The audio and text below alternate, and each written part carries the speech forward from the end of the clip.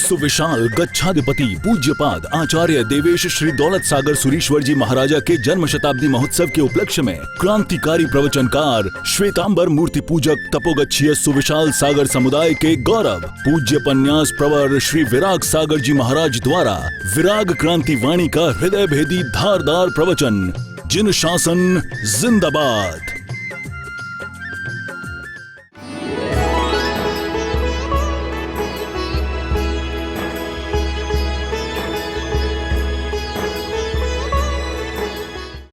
श्लोक के ऊपर आज हम स्वाध्याय करने जा रहे हैं। इतो न किंचित परतो न किंचित यतो यतो यातु ततो न किंचित विचार पश्यन्तु जगन न किंचित तत्वम नमस्कार मृते न किंचित। मैं इधर भी गया उधर भी गया, मैं जहां भी गया बस सिर्फ मुझे दुख ही दुख मुझे प्राप्त हुआ है। कहीं पर भी मुझे सुख नहीं मिला, कहीं शांति नहीं मिली, कहीं समाधि नहीं मिली। हर जगह पर मैं जहां जगह वहां सिर्फ समस्या ही समस्या है। घर में भी समस्या, दुकान में समस्या, कई बाहर गांव गया वहां समस्या, जहां गया वहां समस्या। कई समाज में आया तो समाज में भी समस्या, संघ में भी समस्या, शासन में भी समस्या, देश में समस्या, पूरे विश्व में समस्या। हर जगह पर देखो तकलीफ ही तकलीफ है। तभी तो किसी शायर ने लिखा है कि दुख ही दुख ज्यादा है जग में, सुख के क्षण तो अल्प है। दुख ही दुख ज्यादा है जग में और सुख के क्षण तो अल्प है। और सो आंसू पर एक हंसी यह विधना का संकल्प है। उस अनजान खिलाड़ी का तो बहुत निठुर खिलवाड़ है। और विधना के बस इसी खेल में यह मिट्टी भी लाचार है, यह मिट्टी भी लाचार है। आज हम सब सभी लाचार बन चुके हैं। आज हमारे देखो सब इतने कितने भी बड़े शक्तिशाली क्यों ना हो, कितने बुद्धिशाली क्यों ना हो, कितने धनवान क्यों ना हो आप, लेकिन फिर भी आज कुदरत के सामने या फिर इस कोरोना के सामने हम अपने आप को लाचार महसूस कर रहे हैं। किसी का कुछ भी नहीं चल रहा, सब अपने चुपचाप अपने घरों में कैद बैठे हुए हैं। जहां जहां लॉकडाउन खुल चुका है वहां भी भय का वातावरण तो निश्चित रूप से है, कहीं मुझे हो न जाए। अरे एक बिल्डिंग में, एक सोसाइटी में कोरोना का केस भी आ जाता है ना तो हम थर थर थर थर थर कांपने लगते हैं। नींद में भी हमें कोरोना खाने आता है। ऐसी स्थिति के अंदर क्या करेंगे आप? डर डर कर जीना नहीं। साधक वो होता है, श्रावक वो होता है जेना हइये श्री नवकार इन्हें सुख करशे संसार। जिसके हैया में, जिसके हृदय में, जिसके दिल में, जिसके दिमाग में, जिसके रोम रोम में नवकार बसा हुआ है, परमात्मा बसे हुए हैं, देव और गुरु और धर्म स्थापित हुए हैं, फिर उसे डर किस बात का हमें भय होना चाहिए? नहीं, हमें निडर बनना है। अभय दयानम चक्षु दयानम नमुत्थुनम में हम भगवान का विशेषण बोल तो देते हैं, तो सिर्फ बोलने के लिए नहीं है, यहां पर उसका स्पर्श होना चाहिए कि नहीं, मैं अभय दाता ऐसे परमात्मा के शरण में चला गया हूं, फिर मुझे डर किस बात का है? इतना बड़ा महाभारत का युद्ध हो गया। इतने बड़े महाभारत के युद्ध के अंदर कभी अर्जुन को कभी भी डर नहीं लगा, क्योंकि उसे पता था कि मेरे भगवान, मेरे प्रभु, मेरे श्री कृष्ण, मेरे माधव मेरे साथ में है।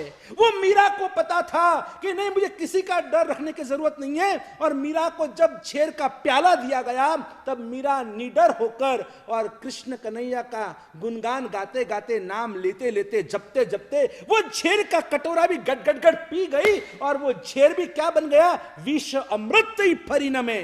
वो झेर भी अमृत बन गया और मीरा अमर हो गई।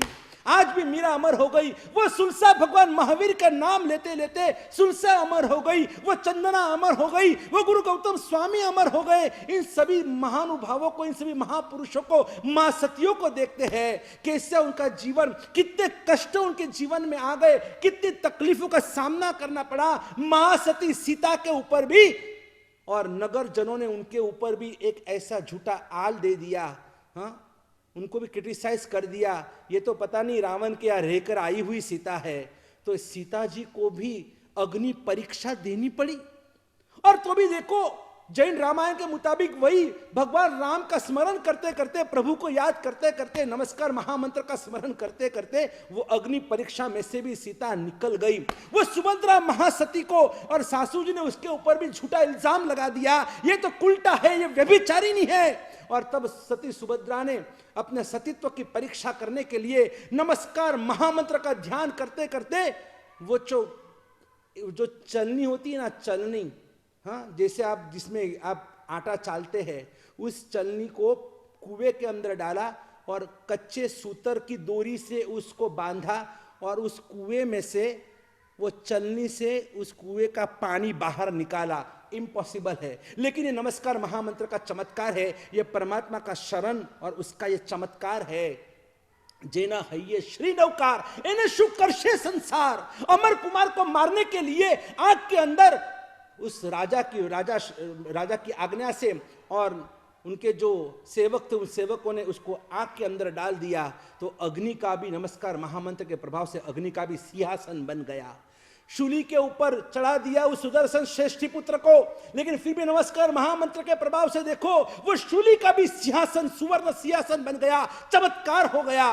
वो जलता हुआ नाग था, नाग, और उस नाग को भी है ना, जब भगवान पार्श्वनाथ ने सेवक द्वारा नवकार सुनाया और नवकार सुनते ही वो नाग मरकर जो दुर्गति में जाने वाला था ना, और वो नाग मरकर और धर्मेंद्र नागराज बने, जो भगवान पार्श्वनाथ के भक्त देव के रूप में आज सब हर भक्त के हृदय में प्रसिद्ध है। भगवान पार्श्वनाथ का जाप करने से पहले हम उनका भी नाम लेते हैं, ओम रीम अरहम श्रीम धर्मेंद्र पद्मावती परिपूजिताय श्री शंकेश्वर पार्श्वनाथाय नमो नमः।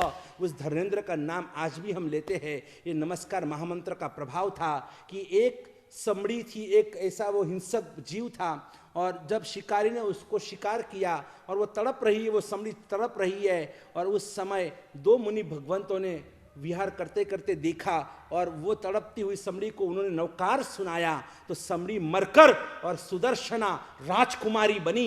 ये प्रभाव है नमस्कार महामंत्र का कि मरते मरते भी किसी को नवकार सुनाया ना, और वो भी कौन बन गया, वो भी अपने आत्मा का कल्याण साध गया और वो भी परम गति या फिर अच्छी देव गति प्राप्त कर लिया। ऐसे कितने दृष्टांत, तो लाखों करोड़ों दृष्टांत शासन में मौजूद है कि वो श्रीमती श्राविका देखो, और सास ससुर ने मारने के लिए उस जमाने में भी यही झगड़े चलते थे। वो सासू के लिए कहते हैं ना, जे बोले वाकू, जे जुए त्रासू, जे सोनू नहीं पन कासू, अने वहुना आंखमा लावे आंसू, एनु नाम छे सासू। जबकि आज तो ऐसे सासू भी रही भी नहीं है जो बहू को परेशान कर रही है। अभी तो पूरा शीर्षासन चल रहा है, अभी तो न्यू जनरेशन का राज घर घर में चल रहा है, लेकिन पहले तो ऐसा ही था। सास ससुर ने मिलकर और पति ने मिलकर उस श्रीमती श्राविका को मारने के लिए एक पूरी माया जाल बिछाई और एक सांप, जहरीला सांप लेकर आए और एक मटके के अंदर उस सांप को रख दिया। और फिर वो श्रीमती श्राविका जो पूरे दिन धर्म पूरे दिन नौकार गिनती रहती थी, उठते बैठते खाते पीते कुछ भी घर का काम करते करते। आजकल तो आज की बहनें तो पूरे दिन घर का काम करते करते कान में ईयरफोन डालकर और पिक्चर के गीते सुनती रहती है। यहाँ रसोई चल रही है और पिक्चर के गीत चल रहे हैं, कहीं टीवी के अंदर कहीं ना कहीं मन है, और फिर रसोई करते फिर वो जो विचार, जो जैसे आपके विचार है ना, आप रसोई करते करते आप जो भी विचार करते हैं वही विचार उस रसोई के अंदर चले जाते हैं, और फिर आपके हाथ से बनाई हुई रसोई जो भी खाता है उसको भी वैसे ही फिर बुरे विचार आते रहते हैं। इसलिए कम से कम मैं तो अनुरोध करता हूं हमारी सभी माता और बहनों से, कम से कम आप जब रसोई करते हैं, घर का काम करते हैं, उस समय आप कोई भी पाप का विचार मत कीजिएगा, क्योंकि पूरा घर आपके ऊपर डिपेंडिंग है। आपके घर में साधु संत आते हैं, आपके हाथ की भिक्षा गोचरी लेते हैं, कोई भी मुसाफिर आपके हाथ की भिक्षा ग्रहण करता है, तो उसके मन में अगर ऐसे बुरे विचार आपकी वजह से आ जाएंगे तो इसका भागीदार कौन? आपको भी भुगतना होगा। ये कर्म देखो, कर्म बांधने से पहले 1000 बार सोचो, क्यों भोग विलास करना है। ठीक है, उसके टाइम पे आपको जब आपको एंटरटेनमेंट करना है तो उसके लिए अलग टाइम रखो ना। लेकिन जब आप कुछ अच्छे काम कर रहे हो और उसमें भी रसोई का काम करते करते, ये श्रीमती श्राविका को तो ऐसा नियम था, उठते बैठते खाते पीते जो भी काम करते, चाहे फिर वो बर्तन मांजना है, कपड़े धोना है, घर का काम करना है, रसोई बनाना है, हर बात में नमो रियंतानम, नमो सिद्धानम, नमो आयर्यानम, नौकार नौकार नौकार। और वही देखो नौकार का चमत्कार देखो, जब उस सासू ने कहा कि जाओ बेटा और उस मटके में से एक फूल की माला लेकर आओ, जिस मटके में सांप भरा हुआ था, और उसी मटके के अंदर हाथ डालने के बाद बोलो क्या हुआ, सबको पता है, सबने कहानी सुनी हुई है कि जैसे उस श्रीमती श्राविका ने उस मटके में हाथ डाला और बोलो अंदर से क्या निकला, सब बोलेंगे फूल की माला निकली। कितना इजीली आप बोल सकते हो कि फूल की माला निकली। अगर यही प्रयोग अगर आपके गांव में, आपके संघ में, आपके बिल्डिंग में अगर ऐसा प्रयोग रखा जाए तो, कि जिनको भी नौकार आता है आपके सामने, अगर किसी ने उसके अंदर अगर सांप भरा है और अगर आप वहां से नौकार गिनते गिनते आएंगे और अगर आप अंदर हाथ डालेंगे, बोलो क्या होगा, क्या फूल की माला निकलेगी? क्या आपको भरोसा है कि उसमें से फूल की माला निकलेगी? आप बोले कि नहीं नहीं साहिब जी, ये तो नहीं हो सकता है, कैसे फूल की माला निकल सकती है? श्रीमती श्राविका ने हाथ डाला तो सांप की फूल की माला हो गई, और अगर आप हाथ डालेंगे तो क्या होगा? आप बोलेंगे साहिब जी उसमें फूल की माला होगी तो वो सांप बन जाएगा।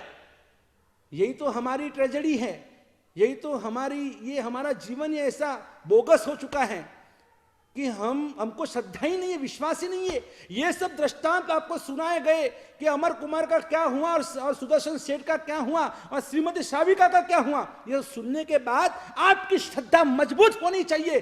श्रद्धा में अगर जान है तो भगवान तुमसे दूर नहीं, और आंखों में अगर मुस्कान है ना तो इंसान तुमसे दूर नहीं। श्रद्धा में जान होनी चाहिए। श्रीमती श्राविका का दृष्टांत सुनने के बाद हर महिला, हर श्राविका, हर माता बहनों के दिल में, हर साधक के दिल में यह श्रद्धा गुंजित होनी चाहिए। क्या बात है कि सांप और फूल की माला बन सकता है ये नौकार के प्रभाव से। बस जो नौकार श्रीमती श्राविका को मिला था ना, वही नौकार तुम्हें और मुझे भी वही नौकार मिला है। 68 अक्षर का नौकार, जिसके एक अक्षर का स्मरण करने से 7 सागरों पर पापों का नाश होता है। अगर एक पूरा पद आप स्मरण करते हो, नमो अरिहंतानम पूरा पद स्मरण करते हो, 50 सागरों पर पापों का नाश होता है। और एक पूरा नौकार श्रवण करते हो, 500 सागरों पर पापों का नाश होता है। और एक पक्की माला 108 नौकार का आप जाप करते हो ना, तो 54,000 सागरों पम पापों का नाश होता है। 7वीं नरक का आयुष्य कितना आपको पता है? 33 सागरोपम का। सागरोपम मैंने पहले आपको बताया था कि सागरोपम क्या होता है। एक सागरोपम यानी 10 कोटि पल्योपम इज इक्वल टू एक सागरोपम। तो ऐसे 7वीं नरक का आयुष्य 33 सागरोपम का आयुष्य होता है। और आप सोचो, सिर्फ एक नौकार गिनते हैं ना, कोई एक नौकार, तो एक नौकार गिनने वाले को कितना पुण्य मिलता है मालूम है? 500 सागरों पर नरक के दुखों का नाश होता है।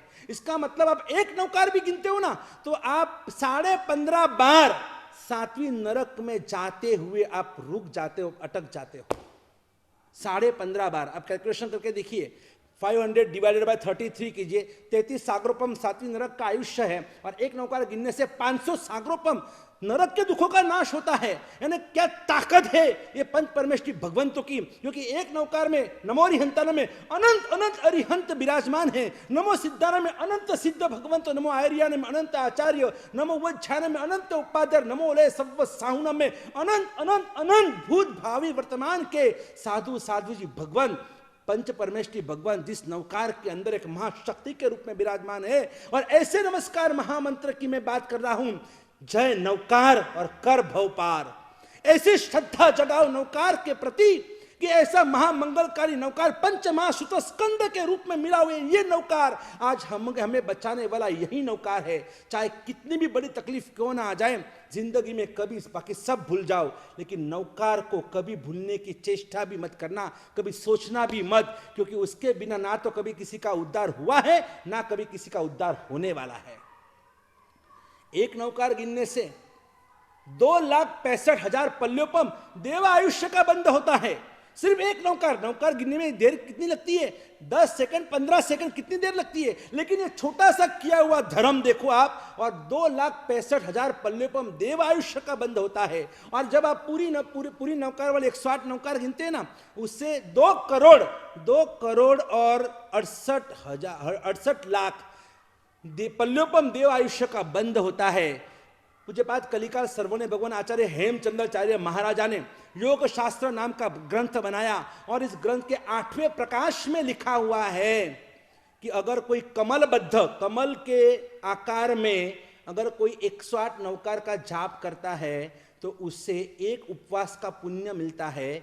16 अक्षर का जो मंत्र है, अरिहंत सिद्ध आयर्य उवज्जाय और साहू, ये जो 16 अक्षर का जो मंत्र है, ये अगर आप 200 बार आप रिपीट करते हैं, अरिहंत सिद्ध आयर्य उवज्जाय साहू, अरिहंत सिद्ध आयर्य उवज्जाय साहू, इस तरह से आप 200 बार रिपीट करते हैं तो आपको एक उपवास का पुण्य मिलता है। 6 अक्षर का मंत्र अरिहंत और सिद्ध, बस ये 2, अरिहंत सिद्ध अरिहंत सिद्ध अरिहंत सिद्ध, ये अगर आप 300 बार स्मरण करते हैं तो एक उपवास का पुण्य मिलता है।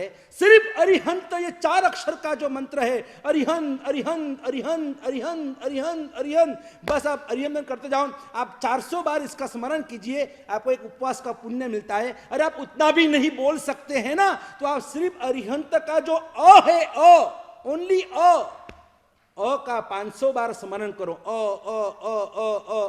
ये भी क्या, ये अरिहंत का अ होना चाहिए, अमिताभ का अ नहीं, समझ लेना आप बराबर। जब हम राग द्वेष से हमको पर होना है, एक अरिहंत का अ, और 500 बार आप बोलते हैं ना, उसमें भी ताकत है, आपको एक उपवास का पुण्य दिला दे। ये ऐसा महाचमत्कारी नमस्कार महामंत्र है, कितनी गरिमा गाए इस नमस्कार महामंत्र की। ये जो भी हमारे 5 इंद्रिय जो है ना, कान में, ये जो कान की तकलीफ है, किसी को भी कान की तकलीफ है, उसने अरिहंत का जाप करना चाहिए। आंखों की तकलीफ है, सिद्ध का स्मरण करना चाहिए। नाक में तकलीफ है, आचार्य भगवंतों का ध्यान और उनका जाप करना चाहिए। जबान में कोई भी तकलीफ है, आपको बोलने करने में, या कोई भी जात की, आपकी जीभ की कोई भी तकलीफ हो, जिह्वा की तकलीफ हो, तो आपको नमो वज्जायनम पद की आराधना करनी चाहिए। और अगर आपको स्पर्श, जो स्पर्शनेंद्रिय है, शरीर में कहीं पर भी आपको कहीं पर भी तकलीफ हो, तो आप हाथ घुमाते घुमाते, तेल लगाते, मर्दन करते, दवाई लगाते, क्रीम लगाते, जो भी कुछ आप करते हो, उसमें नमोले सव्व साहुनम का जाप करते करते अगर आप दवाई करते हैं तो आपके वो सब दुख दर्द चले जाते हैं। क्रोध को मिटाने के लिए नमोले सव्व साहुनम की आराधना करो, अभिमान को मिटाने के लिए नमो वज्जायनम पद की आराधना, माया प्रपंच को मिटाने के लिए नमो आयर्यानम पद की आराधना, और लोभ संज्ञा को दूर करने के लिए नमो सिद्धानम की आराधना, और अगर मोह वासनाओं को दूर करना है तो नमो अरिहंतानम की आराधना करो। और ऐसे आराधना करते करते देखो जीवन में क्या परिवर्तन आता है, क्या चमत्कार आते हैं, क्या चमत्कार होते हैं। आप कभी भी दुखी नहीं बन पाओगे, ना आप दुखी बनेंगे, ना आपके आसपास कोई दुखी बनेगा। इसलिए हमेशा बस मारे मन एकज श्री नौकार, एकज श्री नौकार, बस मेरे मन में एक ही नौकार है, और इस नौकार को गुंजित करो, नौकार का रंकार, और देखो नौकार का टंकार देखो, और देखो क्या चमत्कार होता है। और अब धीरे धीरे धीरे हम आगे बढ़ रहे हैं इस प्रवचनों के माध्यम से। ऐसा यूटर्न हमारे जीवन के अंदर हमें लाना है, हमें वो तत्व ज्ञान तक पहुंचना है, उनके रहस्य तक पहुंचना है कि क्यों अभी तक हमारा मोक्ष क्यों नहीं हुआ, क्यों ये दुनिया पूरी दुखी है, ये आत्मा क्या है, परमात्मा क्या है। इन सभी बातों को लॉजिकली हमें समझना है।